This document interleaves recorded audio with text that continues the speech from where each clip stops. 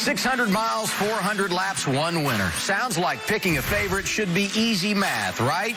Well, not so fast. 5 drivers have each finished in the top 10 and at least 2 straight Charlotte endurance races. But the expectations for Sunday night vary greatly for each of the 5. Chris Buescher, surprisingly, has gone back-to-back in the top 10, but will need to improve on his career-best 6th if he hopes to visit victory lane. Chase Elliott's worst finish in the last 2 600-milers is 4th, but a caution with 2 to go last season took away his shot at a trophy. Also, don't forget he did win in the most recent oval race in the Queen City. Kevin Harvick has been solid in the last 2, going 10th and 5th, and does have a couple of career victories in this race. But more impressively, his last 10 starts in the Memorial Day weekend race have resulted in 9 finishes in the top quarter of the field. Kyle Busch has run off 4 straight finishes of 4th or better, including a win in 2018, and has the best average finish of all drivers since 2017.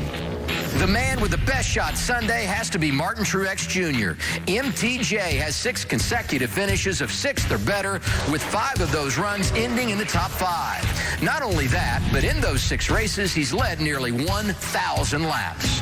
Get comfy, boys. It's going to be a long night.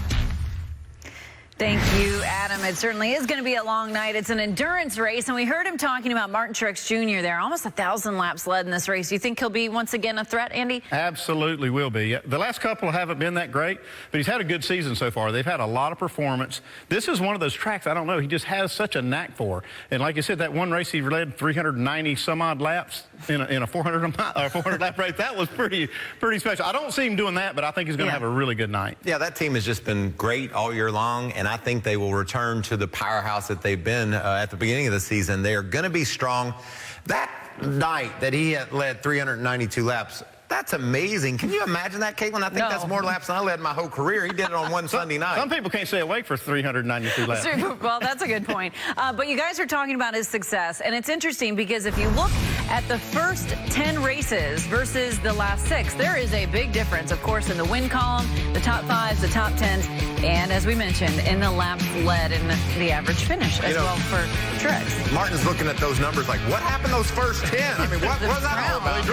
A few of those. A deep frown on the face there. But what is that like for a driver when you've been racing at a venue for so long and then all of a sudden it starts clicking and you're having solid performance? It's the best feeling ever because you wake up the morning of the race and you say, no matter what practice went like, you're like, I've got this place. When the conditions change tonight, we go racing, and there are some big changes at Charlotte. You race from the daylight into the dark. You got to be ready for all that. Martin just has that confidence, knows how to get it done. And confidence means so much in any sport, but this one especially. When you go into a race like that with all the pressure and having that confidence, it just makes it so much better. I swear, I think it's worth a couple of tenths. And you guys mentioning the changes, it's going to be hot for practice, but I think cooler on race day on Sunday. Now, who has been so strong on the mile-and-a-half racetracks over the years? You see the list of them here. Jimmie Johnson, of course, leading the group in wins on the mile-and-a-half tracks with 28. Jeff Gordon and Kevin Harvick both tied with 17. Kyle Busch with 16. Tony Stewart rounding out the group with 15 mile-and-a-half wins. And Kevin Harvick, of course, is chasing that 28 number that Jimmie Johnson has.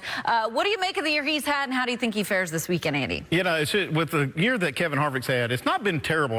The performance has not been terrible, but you're expecting to see him, go for wins and have all these wins he's racking up.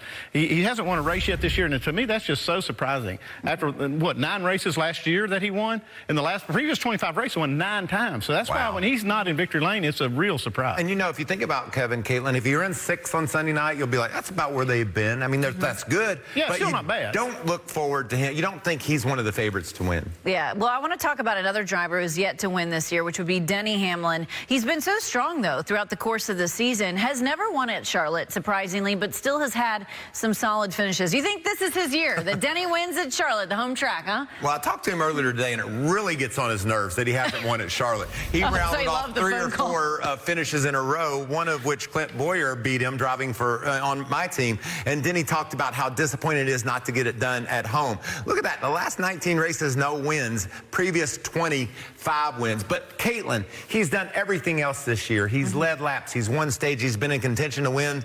There's very few drivers that would trade seasons with Denny Hamlin, and he believes that Sunday night will be his night. He's going to get the crown jewel in the Coke 600. And he's won a lot of the crown jewel races. We know it's only a matter of time before he wins at Charlotte. For more great NASCAR on Fox content, subscribe to our channel. It's somewhere right around here.